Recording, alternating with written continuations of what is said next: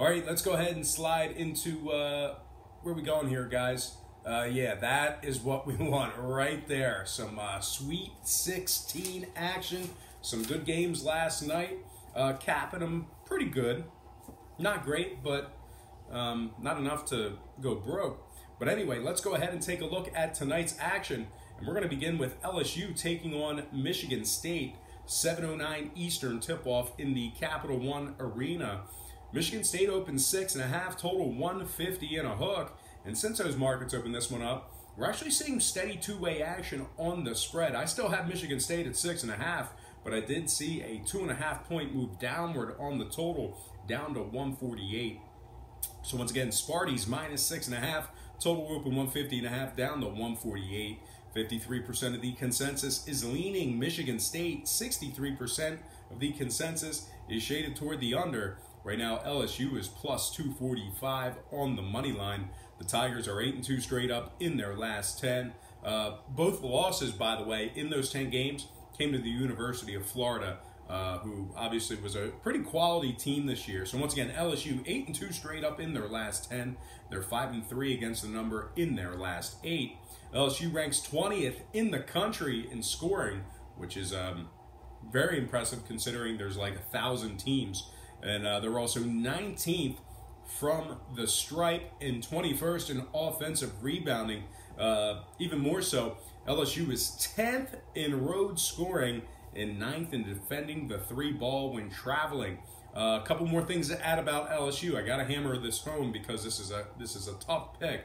But LSU is 20-14 against the spread overall for the year, 11-6 against the spread away from home. And they have successfully covered the number in 7 out of their last 8 when catching the points. Now, total-wise, MSU is 63% to the over, taking on teams scoring more than 72 points per contest. They're also 63% to the over, taking on teams allowing more than 72 points per contest. One more thing to add, Michigan State is 67% to the over in their games at the current posted total. Whew.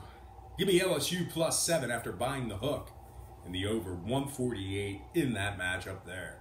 Next game, Auburn, UNC, 7:29 Sprint Center.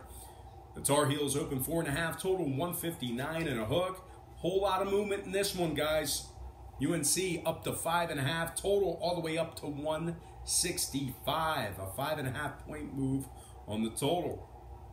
So once again, North Carolina open 4.5, up to minus 5.5, total open 159 and a hook, up to 165 even.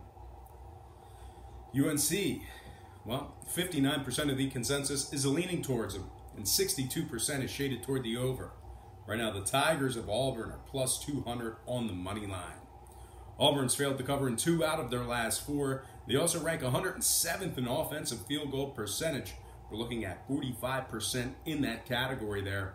They also rank 191st in offensive rebounding. Auburn has covered just 7 out of their last 17 games, taking on teams over 650. So when they play those quality opponents, very difficult for them to cover the spread. They also rank 196th in road defensive rebounding. Now UNC on the other side, they rank 3rd in scoring and 1st in offensive rebounding. And when it comes to the total, UNC's 5-1 to the under in their last 6. I'm going to purchase the hook, slide it down, and take UNC minus 5 and the under 165 in that matchup there. Next game, Virginia Tech, Duke, 9:39 Capital One Arena. Duke opened the betting as the 7.5 point favorite, total at 145. I got Duke still at 7.5, guys, but I did see a little bit of movement downward on the total, down to 143.5. So once again, Duke is 7.5, total open 145, down to 143 and a hook. 51% are leaning Virginia Tech, 56% shaded toward the over. Right now, the Hokies are plus 285 on the money line. If you like the Hokies in this spot here, I'm not so sure they're going to win it outright, but they could keep it close. And the reason why I think that is because Duke is just 1-6 against the spread in their last 7. They're also covering just 40% of their games at the current number. They rank 249th in three-point shooting and 191st from the stripe. Even more so, Duke is 164th in defensive rebounding, and they've covered just 7 out of their last 16 when favored away from home. Now, Virginia Tech is 7-3 straight up in their last 10. Their last 4 wins all by way of double digits. Virginia Tech also ranks 8th in points allowed. And, well, we're looking at 40% field goal percentage on the defensive end. So their opponents are shooting just 40% from the field against them. One more thing to add, the Hokies rank 8th in defensive rebounding in the country. Now, total-wise, Virginia's 4-0 to the under in their last 4. Duke 7-2 to the under in their last 9. I'm going to purchase the half a point. Big surprise there. I'm going to buy it up and take Virginia Tech plus 8 and the under 143.5 in that matchup there. All right, next and final game for our college basketball slate. It is going to be Houston, Kentucky, 9:59 Sprint Center. Kentucky open -2, total 135. We're seeing movement upward on the spread and downward on the total, -2.5 and 134. Once again, Kentucky open 2, up to -2.5. Total open 135, down to 134. 54% leaning toward Houston, 52% shaded toward the over. Right now, the Cougars are plus 130 on the money line. Now, if you like Houston to get the job done in this spot here, very small number, but they're taking on a Kentucky squad who is 2nd in the country in defensive rebounding. They're 3-1 against the spread in their last 4, and they've gone 12-5 against the number, taking on teams over 650. So Kentucky, not only do they beat those good teams, but they tend to cover against them as well. One more thing to add about the Wildcats, they are covering 67% of their games at the current point spread. Now, Houston, on their side of things, they rank 123rd in offensive field goal percentage, and they also rank 70th in defensive rebounding. I'm going to purchase the half a point, slide it down, and take Kentucky -2 in the over 134 in that matchup there.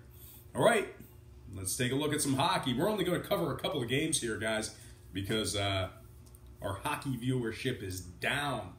I'm dedicating a lot of time to hockey and getting very little return. So we're only going to cover 3 games, although it is a modified slate. It is a shorter slate, but I will reluctantly, actually, it's not reluctant. I enjoy capping hockey. Hockey is fascinating.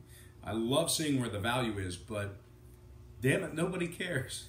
But anyway, if you're watching at this point in the show, I know you care, so I'm doing it for you. I'm doing it for myself. Hey, we share the same passion. But anyway, let's take a look at some NHL, beginning with the Preds taking on the Pens. 7 o'clock Eastern puck drop in Pittsburgh. Not a whole lot of movement in this one, guys. Pittsburgh is -140, totals at 6.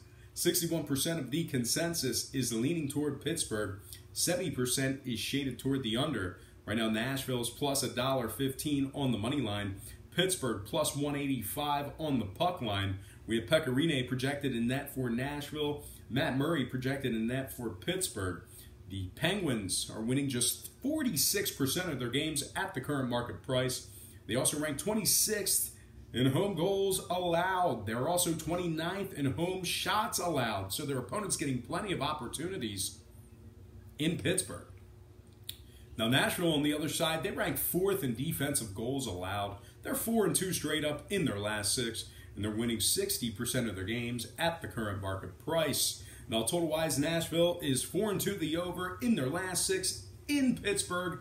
If you're into historical trends, I'm going to lean toward the road dog in this one. Give me Nashville plus $1.15 and the over 6 goals in that matchup there. Next game, Anaheim taking on Calgary. 9 o'clock Eastern puck drop in Calgary. The Flames open 240, total 5.5, and we're seeing all kinds of movement on this one. 20-cent move toward Calgary on the money line. And we're seeing movement upward on the total as well, up to 6 goals. So once again, Calgary open 240, up to -260.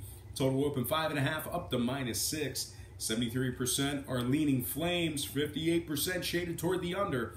Right now, Anaheim is plus 220 on the money line. Now we have Gibson projected in net for Anaheim. Riddick projected in net for the Flames.